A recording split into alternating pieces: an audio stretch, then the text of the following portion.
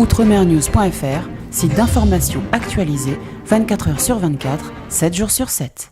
Voilà les élus, après Luc Adémar, en ma compagnie, Blaise Mornal qui est le maire de Petit Canal, et puis il est le vice-président au sein du conseil départemental, président de la commission agricole. Alors évidemment, presque une obligation pour M. Mornal de visiter ce salon de l'agriculture et de visiter en particulier les stands d'Omiens, dont celui de la Guadeloupe. Alors comment d'abord vous trouvez ce stand et puis le monde qu'il y a autour de ces stands ce matin? Et puis bien bonjour à toute la Guadeloupe, bien bonjour à nos compatriotes de la métropole. Évidemment, c'était une nécessité pour moi d'être ici à ce salon. J'ai été chargé par la présidente du département, Mme Borel Certain, de la représenter. Je suis en charge de la commission agricole et donc c'est tout à fait normal. Aujourd'hui, le stand se présente très bien. Nous avons un savoir-faire, nous savons mettre en valeur nos produits et à travers le stand comme nous proposons aujourd'hui, tout est mis en avant pour que tout un chacun puisse découvrir ce que nous faisons au niveau de la Guadeloupe. Alors, quel est le rôle justement de cette commission pour les agriculteurs et pour l'agriculture de la Guadeloupe? Mais écoutez, c'est vrai qu'avec la loi Allure, les curseurs se sont déplacés. Hein. Aujourd'hui, cette responsabilité de l'agriculture est portée véritablement par le département, mais aussi par la région Guadeloupe. Donc nous essayons de travailler en tandem pour répondre au mieux aux besoins des agriculteurs de la Guadeloupe. Il faut savoir que nous avons en charge d'accompagner les jeunes agriculteurs à travers leur placement, c'est-à-dire leur attribuer du foncier hein, pour qu'ils puissent s'installer. Et donc nous essayons de faire au mieux cette tâche qui nous est donnée. Et puis nous accompagnons aussi la Chambre d'agriculture pour qu'elle soit au plus près des agriculteurs et pour qu'elle puisse répondre au mieux aux besoins.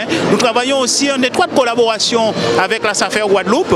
Récemment, nous avons mené une mission à La Réunion pour mettre en place, je dirais, une opération de terrain culte hein, pour que nous puissions récupérer le foncier qui n'est pas exploité, qui n'est pas utilisé, pour que ce foncier soit mis à la disposition des agriculteurs et particulièrement des jeunes agriculteurs. Est-ce que justement il y a beaucoup de jeunes aujourd'hui qui vont vers ce secteur afin de relayer ceux qui ne pourront plus travailler la terre et il va falloir continuer à manger pays quand même? Oui, il est vrai, il ne faut pas mentir. C'est difficile pour les anciens de partir et de quitter la profession. Ils sont très attachés à la terre. Mais nous essayons aujourd'hui de porter une réflexion pour les encourager à passer la main. Hein, à passer la main à cette jeunesse qui est en attente. Parce que je peux vous dire, en Guadeloupe, il y a des jeunes qui veulent travailler la terre. Mais malheureusement, c'est cette terre, c'est cette superficie qui manque. Et nous devons donc travailler en intelligence pour pouvoir répondre à cette demande et en même temps accompagner ces anciens qui ont des difficultés à partir à la retraite.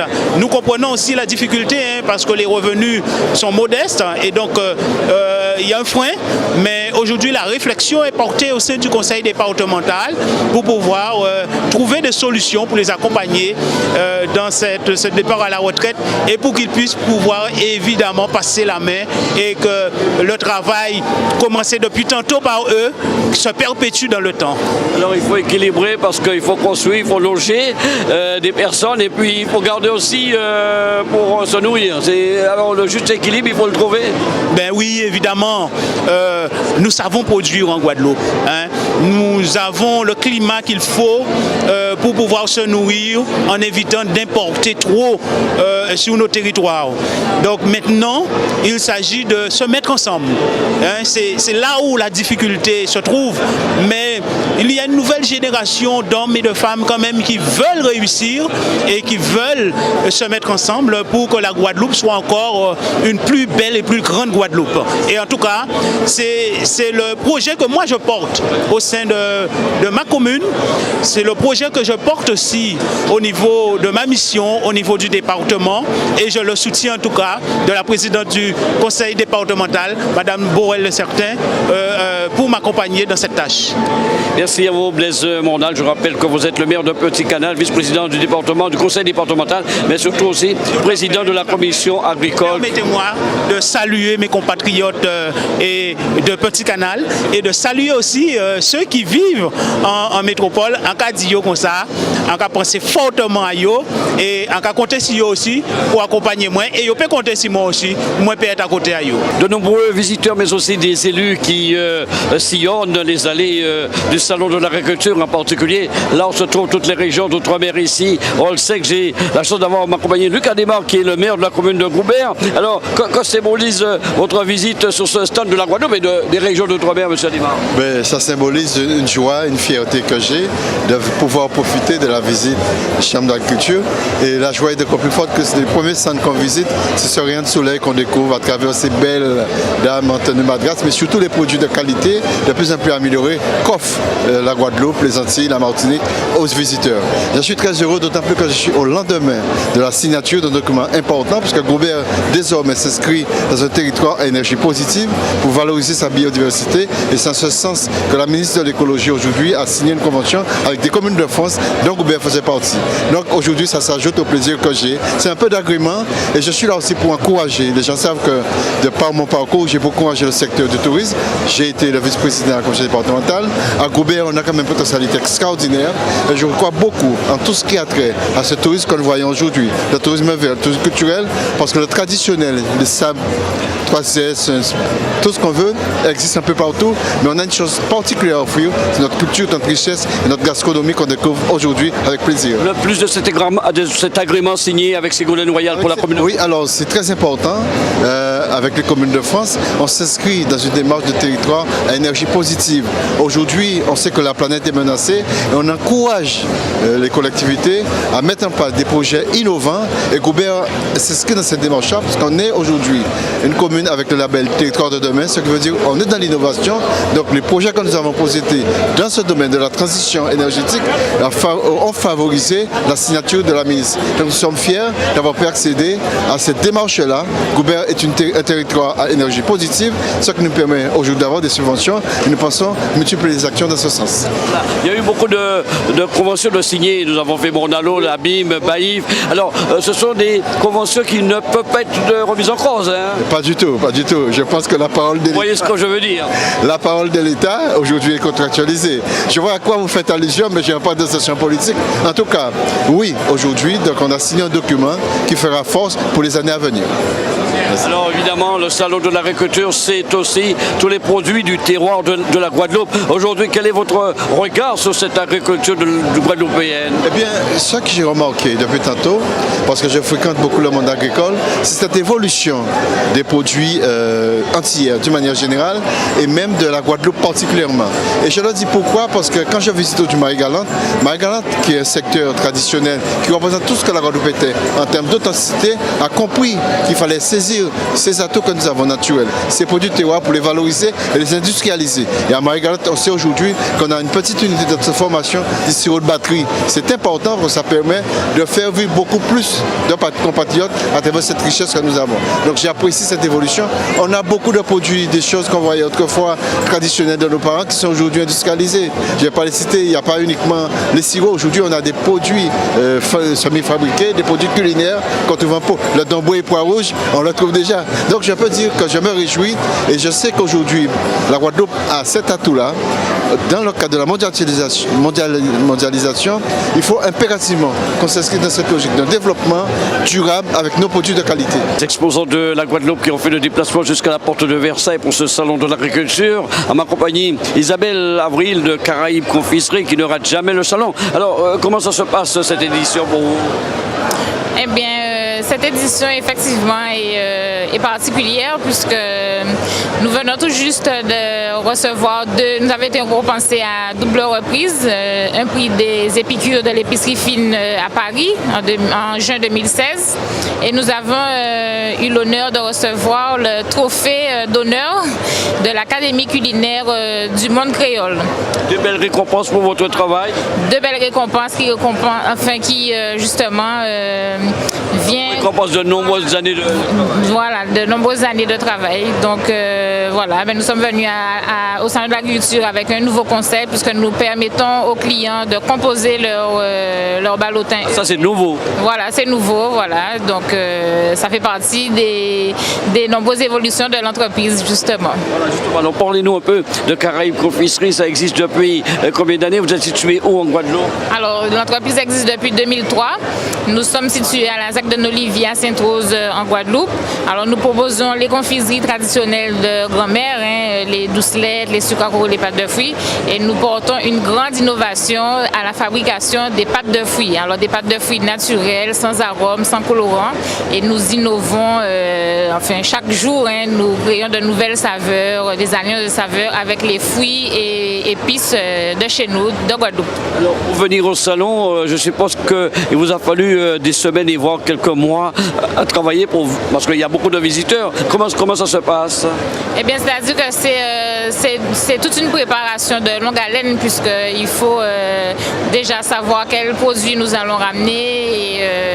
Faut faire, alors une fois sur place, il faut faire découvrir les produits parce que tous les visiteurs ne connaissent pas les produits, donc il faut faire goûter et les gens généralement sont appréciés. Voilà, donc ça se passe plutôt bien pour vous, cette édition, vous êtes satisfaite, vous êtes bien placé en plus. Voilà, nous sommes bien placés et les clients, les visiteurs apprécient les produits parce que ce sont des produits qu'on ne trouve nulle part ailleurs. Donc ils ont des pâtes de fruits au piment végétarien, mangue curcuma, en exclusivité en fait. Est-ce qu'après tant d'années de votre venue, il y a déjà des clients qui vous cherchent ici à la porte de Versailles? Ah oui, on a beaucoup de fidèles clients, parce qu'on a fait notamment, on a fait plusieurs éditions de la Foire de Paris. Donc là, c'est notre première au Salon de l'Agriculture et on rencontre justement des clients qui sont surpris de nous voir puisque généralement on se rencontre à la Foire de Paris et qui sont contents de nous voir au Salon de l'Agriculture. Est-ce que le public, selon vous, est le même que la Foire de Paris? C'est un autre public peut-être pour le Salon de l'Agriculture? Oui, c'est un autre public qui vient découvrir justement, ils sont à la recherche de produits innovants, de produits nouveaux. Tandis qu'à la Foire de Paris, c'est une clientèle qui vient plus se ravitailler avec des produits qu'ils connaissent déjà en fait. Voilà. Merci à vous Isabelle Avril, bon salon. De nombreuses personnalités qui visitent évidemment cette édition 2017 du Salon de l'Agriculture et puis il y a une personne qui ne rate jamais le salon et surtout de passer sur les stands d'Aumiens. Il s'agit de Fabienne Thibault. Fabienne, pourquoi ce passage annuel sur les stands d'Aumiens? Parce que l'agriculture antillaise, vous la connaissez? Écoutez, j'ai l'intention lors de mon prochain voyage, à savoir la semaine du 7 au 19 mars, d'aller visiter une exploitation de moutons Martinique. Et je l'espère aussi. Pourquoi le mouton?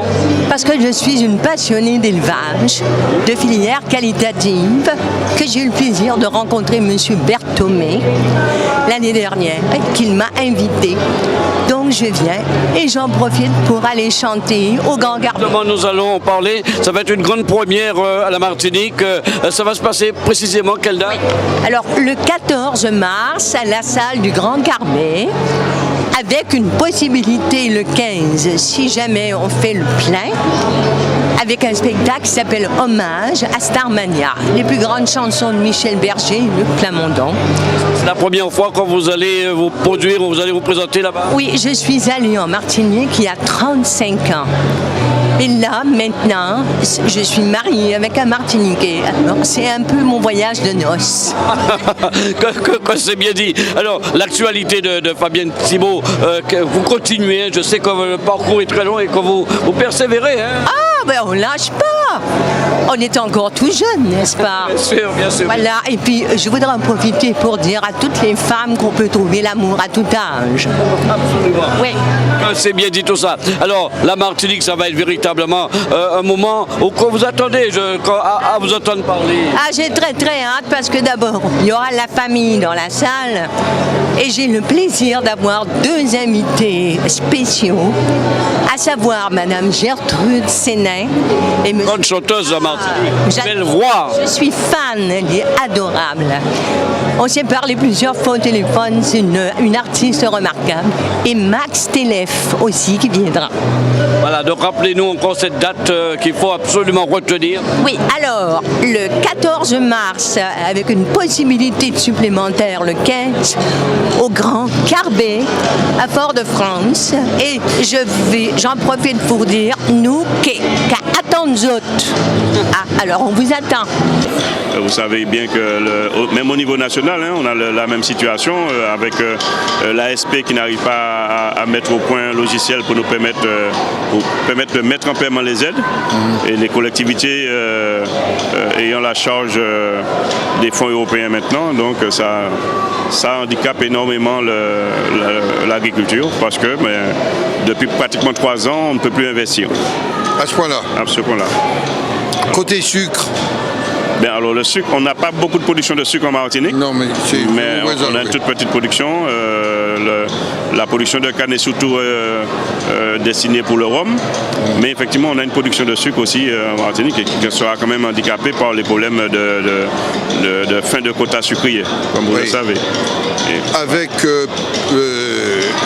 on a pu faire un meilleur accord extérieur, sous d'ailleurs la pression de nos élus d'outre-mer avec la délégation ultramarine, notamment au Sénat, vous le savez. Absolument. Sur le rhum, on vous a évité la taxation. Il y a une espèce de folie un jour là-dessus sur le sujet.